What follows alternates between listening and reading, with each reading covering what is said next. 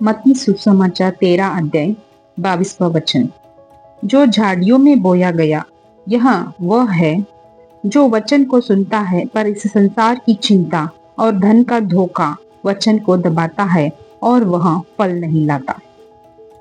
परमेश्वर के जनों, हम परमेश्वर के ऊपर भरोसा तो करते हैं, लेकिन जब इस संसार में बहुत सारे संकट, कष्ट, क्लेश आता है, या हम किसी दुख में पड़ते हैं, या हमारे पास पैसा नहीं रहता है, या इंसान हमें सहायता नहीं करता है, तो हमारा जो चिंता है वो वचन को दबा देता है।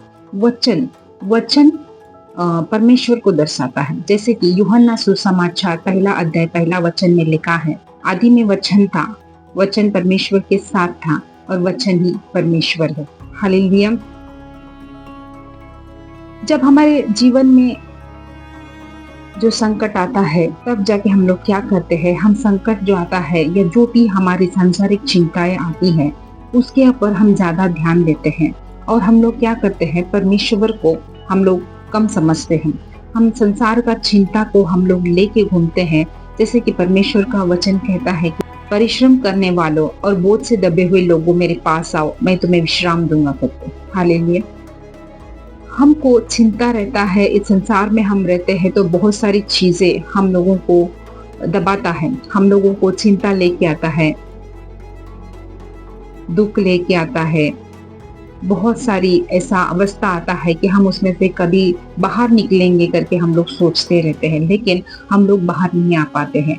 तब ऐसा समय में क्या होता है, हम लोग चिंता में डूब जाते हैं और हम परमेश्वर को छोटा कर देते हैं, वचन को दबा देते हैं। वचन को दबाना बोलेगा तो परमेश्वर को दबाना।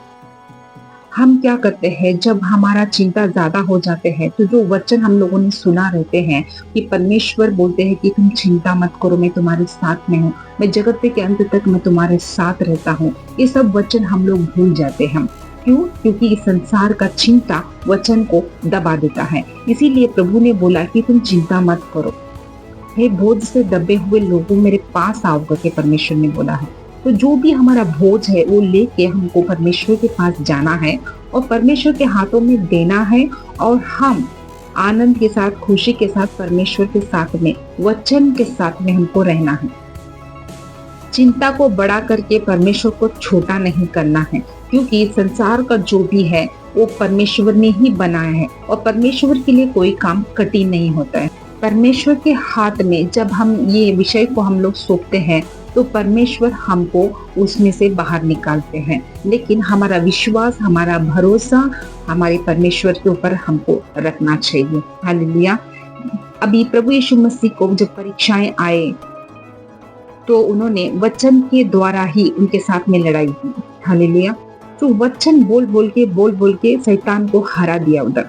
तो हमारे जीवन में भी कुछ भी संकट आता है तो हम वचन के द्वारा ही इस संसार के जो भी अंधकार की ताकत है उससे हम लड़ना है, क्योंकि ये एक मल्ल युद्ध हमारा है। परमेश्वर का वचन कहता है ये एक मल्ल युद्ध है हमारा। हम जब तक इस संसार में है हमको ये लड़ाई लड़ते रहना है, ये युद्ध हमको लड़ते रहना है। कैसे लड़ेंगे? हम वचन के द्वारा ही हम लोग लड़ सकते हैं। तो इसीलिए प्रिय जनों, आप संसार में कितना भी आपको कुछ भी चिंताएं क्यों ना आए, आपके सपोर्ट में कोई रहे या नहीं रहे, धन रहे या नहीं रहे, कुछ भी संकट आए, कुछ भी कर्जा की अवस्था हो, बीमारी का अवस्था हो, कोई भी कुछ भी क्यों ना हो, लेकिन आपको वचन के ऊपर पूरा भरोसा रखना है। यानी कि परमेश्वर के ऊपर आपको पूरा भरोसा रखना है।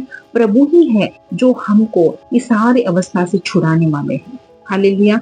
तो आप वचन हर दिन पढ़िएगा, बाइबल हर दिन पढ़िए, जो वचन परमेश्वर हमको देते हैं उसको याद रखिए और वचन के अनुसार चलिए। तब जाके हमारे जीवन में जो समय समय पे जो आशीष, चंगाई, छुटकारा जो भी होना है वो समय समय पर हमारे जीवन में होता रहेगा। तो ये जो भी संसार की जो संकट, कष्ट, क्लेश, बाधे जो भी है, हमें वचन को दबाने के लिए नहीं देगा। जब हम वचन में स्ट्रांग होंगे तो इस संसार की जो भी ताकत आएगा हम उसमें लड़ने के लिए स्थिर हो सकते हैं, जैसे प्रभु यीशु मसीह थे।